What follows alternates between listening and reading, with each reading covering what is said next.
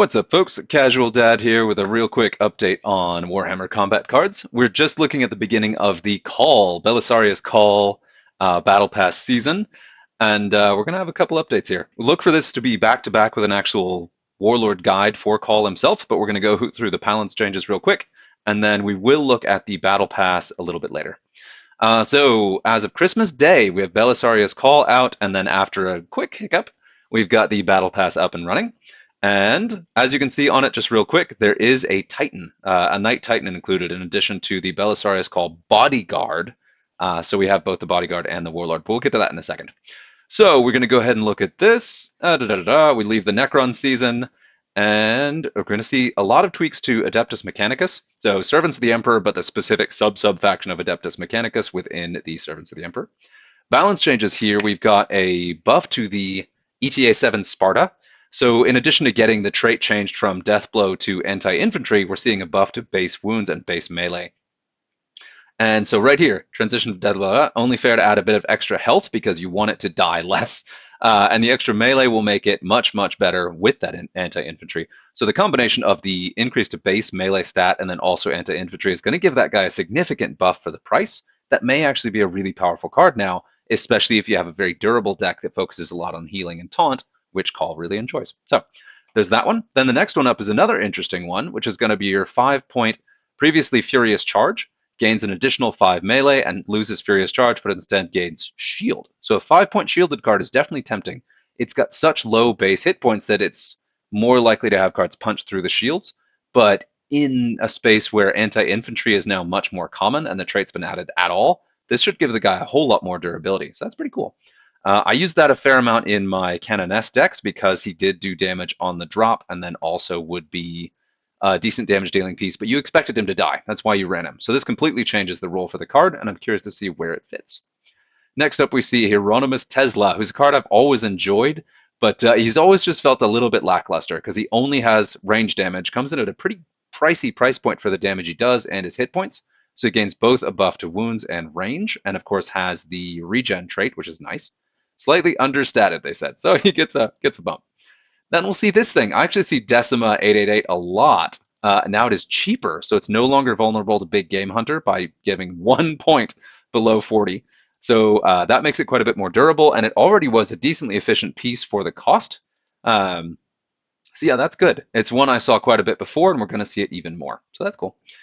Then we got our bestest boy, the puppy dog. I always look for a place for this guy, and he just never really fits in. So, and that's pretty much exactly what they just said. So plus 10 wounds, plus 5 melee is a nice buff to him. This one also, for the cost, I run it, especially in decks where I usually want my cards to die. So great spot in Canoness decks. Okay if you want to just run a really fluffy all custodians deck. But yeah, they always were a little bit lackluster. So this buff across the board, more wounds, more damage to both stat types is really, really good. I like to see that. And because of that Inspiring Presence, that increase to their base attacks is significantly better than it looks as well. So cool. I like that one. Eldari change. They are right. And I'll see if I can refresh this real quick and get that image back. We'll see if I can get that to pop up. There it goes. So Eldari changes. So these guys got a significant bump to wounds and bump to range. Already a really powerful card, but like they say in the points here, it does compete with a lot of other cards in the slot. And for me personally, in that point slot and most of my Eldari decks, I'm usually running Scout instead of Outflank because I have so many other Outflank cards in the deck. Not even in that price point, but just so many other Outflank cards. So seeing these base stats bump is really, really nice. Makes it a very durable card for the cost. So that's pretty cool. The Sky Knife is also a card that you see a lot in Eldar because it's common, decently priced, and has a ton of range damage. But it is not one of the better choices, especially as you level up. So to see this buff, that's also nice too. Pretty cool. This one I'm really, really excited about. Eleanor is such a cool card, and he's Ulthway, which is my favorite craft world, and is a seer, so a psyker. But he's always so expensive and doesn't do enough damage to justify his cost, or has not previously. So this didn't change his cost, but it did give him a huge buff across the board, which is phenomenal. This is the kind of thing that's a little bit scary to do, because he was already a decent card, but this makes him a significantly more powerful card, more durable and hits harder. And also this is a buff to his base psychic. So that is also stacked with every level increase you get to him. Inspiring Presence will stack that again. He still has the Oh, goodness. Brotherhood of Psychers, whatever you want to call that, the trait that gives a buff if there are other Psychers on the board. So again, that will continue to stack, and then also stacks with Eldrad. So I'm definitely going to be running Eldrad this season with this guy in there, looking to see him be one of the most powerful Psychers in the game now, which is very exciting, especially at the cost. This should finally make him fit in correctly, which I'm really excited about. Love it. I'm going to keep on going. The Necrons change. This guy gains a little buff to toughness and a little buff to damage. You still take him for the shields. That's not a significant enough base wounds or base melee increase to make him that dramatic. But yeah, still a card that's going to be used a lot. Yeah, I'm curious to see where he slots in. That is small enough you may not even notice it, but it will be, somewhere in there. This guy also, I actually see this guy quite a bit, especially kind of tinkering with melee Tau. He's one of the more durable taunt cards in Tau, but now has to compete with the transport that is a truly beefy taunt card. So giving him the extra wounds helps him compete with that, even though he's at a much lower price point. So that's pretty cool. Yeah, and again, this is base stats. So with the percentage increases as the level goes up, you should see that guy be considerably more sticky at medium to higher level as you get the higher ranks of taunt as well. Then we've got +5. This one is one that also finds a lot of place in decks just for the Inspiring Presence. Because we've seen a couple other cheaper and more expensive Inspiring Presence cards pop up more, you see him less. But he's always been a mainstay of Tau decks and should continue to be. But this makes it a little bit less of a sacrifice to take him. So I really appreciate that. And also, I appreciate the bump to melee because I would like to play around a little bit more with melee Tau. That's kind of a fun thing to do. I believe in the Games Workshop preview recently we saw a Kroot Rider of some kind pop up, so we could expect to see that in the next year too. So that's pretty cool. This guy, it's funny to see this guy get a buff because he's one of the most common Tau cards to see all the time, just because of the hit points, the cost, and that barrage combo so well with basically every single Warlord in the game. So him getting +11 range is pretty exciting.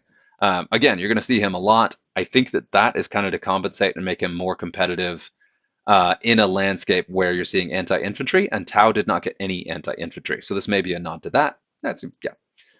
Space Marines, we'll see this guy get +11 range. May not matter. There still are better choices. The addition of double talents, double traits, really, really hurt this guy because you took him because he was a ranged target acquired, but now several legendaries have target acquired that you put into your deck anyway. So there was less reason to take this guy. So this is kind of, like I said, once a very popular range pick has been left behind a bit. So that is a good buff, especially since he's only around 12 points. So cool. We'll see if that matters. Likewise, this guy also sort of fallen behind, again, because several other legendary and epic cards come with Inspiring Presence as well and better attack stats. So, of course, his attack stats have been buffed, which stacks with his really high hit points and decent cost. Most durable Inspiring cards in the game. Boom. So giving him the extra damage is really nice. So that's cool. Chaos +15 wounds to Graux, who is probably the card that makes me happy every time I see it, but I never justified taking it. So hey, extra wounds will make me happier for longer. So that's good. Likewise, the Chaos Ogryn is also a card that comes into a lot of my decks because he has a really good melee attack. Base +20, which again is base and then will increase by percentage base as he levels up, is really big. So he's going to be dramatically more durable now. He also is one of the taunt cards that doesn't also have a ranged attack and is more expensive, so that did make him a little bit tougher to justify. So the extra wounds will really help make him stick a bit more. So definitely a stronger push to beef up those Abaddon decks, being I believe he is Black Legion, so awesome. Pop him in there, be thematic. Also still really good in the Skull Taker deck. Really great piece to kind of compete with both the cheaper and more expensive taunt pieces. I'm very excited about that change. This is another one very much like the Illinor the Augur, who also fell a bit behind because he is costed as a card that has high hit points and also has all 3 attack stats. So seeing this is great.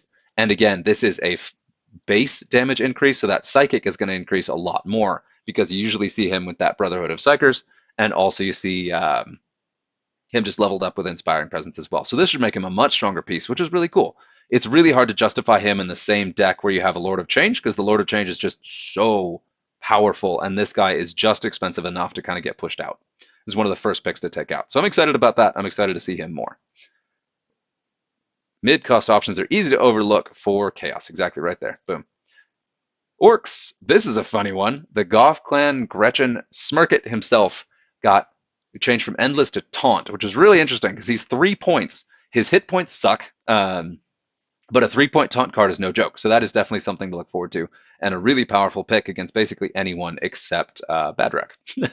But this is, so, and this is one of the things where he's one of the older cards. They've had several new endless cards added that sort of offer more for what you want, and then also this is a little bit of a nerf to Wartsnaga, because Wartsnaga had so many options of endless cheap cards, sub 10-point cards, that you could really stack the deck and make him extremely powerful at high level. So this both is a new utility piece, but then also kind of keeps some other things in check. So I really like that.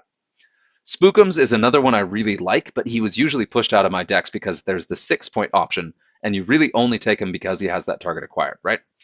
He's pretty good in Mozrog decks because he has the higher hit points and can stick on the board a bit longer, but this should really, really help make him find a place and justify the higher cost over, Baza, the 6-point version.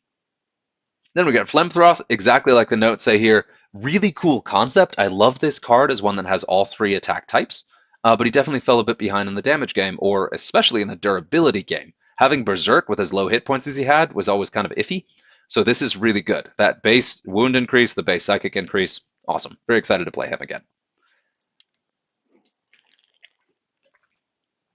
Now, this one was a surprise. At mid to higher level, Gruck is one of the best cards in the Orc lineup. I really, really like him. He's a great piece that comes up in a lot of my decks, especially once you get him up to gaining Furious Charge. So seeing him get a buff was a big surprise, and I'm very excited to run that and just completely run the table with him now, because that is a big buff to go along with what he does in game. So that's pretty phenomenal. Tyranids, this guy sucks. Yeah, one of the biggest issues that I have with ranged in Tyranids is that it doesn't have durability. It really, really falls behind, which really hurts Zemet. Zemet is not a particularly powerful warlord long term. Since the addition of double traits, Zemet decks have basically fallen completely off. So I appreciate seeing this as some sort of change that will kind of help push her up a little bit. The base plus 5 wounds is tiny, but he's like a 6-point card. So it's nice to see that. The base range increase is good too. Still has big game hunter, if I believe. Yeah, wasn't bringing enough cannon for the amount of glass. The +8 is nice. I don't know if that's going to be enough to justify it, but we'll see. Because his range damage is already fairly high, that may not be enough to justify the change, but, we'll try. This one also is one that I put in a lot of my decks because I run all Psychers, and he is by far the most fragile and least damaging, which of course makes sense because he's the cheapest, but this should really help too. I'm very excited about that. We're not changing the trait. Large psychic buff should be better. So yeah, this also justifies taking it even if you don't run an all psychic deck. But for me, I'm still going to run it in all psychic decks because I still don't think the base stats are enough to justify it without it. But I'll take a look at the actual stats of a higher level one. And now we've got to one of the biggest changes of the season. We've got Old One Eye losing wounds, bummer. Losing the regeneration trait, bit of a bummer, but gaining endless instead. So massive hit to Gosar decks that relied on him just like building up that melee damage to like completely phenomenal levels. Otherwise, this is pretty good though, because a decent level of endless, and this he's legendary, so he gets the 2 traits. That's his base trait. So that's the one to level up first. At low level, that's going to make this guy terrifyingly difficult to remove and give early game Tyranids a big buff. And then late game, having to kill this guy twice is no joke, because he still, even with that penalty to wounds, has a ton of wounds, still does very good damage, and still does have that secondary trait of Berserk. So you get him up to level Berserk, do a bunch of damage, he dies, comes back, does it again. Jury's still out on this, but I think that is a significant buff to his overall durability in game, which is something that Tyranids, especially expensive Tyranids, really, really needed. So this is pretty cool. And one of my absolute favorite lore pieces in Tyranids, one of my favorite models on the tabletop side. I really appreciate that. So super pumped. Thank you, developers, for this one. I personally really appreciate that change. Votan, we got a bump to melee on this guy. We got a big bump to wounds and range damage on this guy. That's phenomenal. This feels a little bit typo-y because this is a little bit wrong. So that's his bump. Oh, these are flipped. Okay, so this guy actually got the +5 melee. Fine, he's a really cheap card, so that makes sense. And then this is, yeah, so this is for him. And then we'll flip that. So this guy actually got +25 wounds and +5 range, which is dramatic because it already has very high range damage, precision shot, and then also a lot of wounds. So getting that increase to base wounds pool makes that thing real durable. And that makes it a more tempting pick over the more expensive options that have been rolling around, which is good. So yeah, exactly there. So there we go. Over 300 wounds. Woo, I love it. So that's it. That is your balance patch changes. Stay tuned soon for an update and an actual Belisarius Cawl Warlord guide. Cheers. See you out there.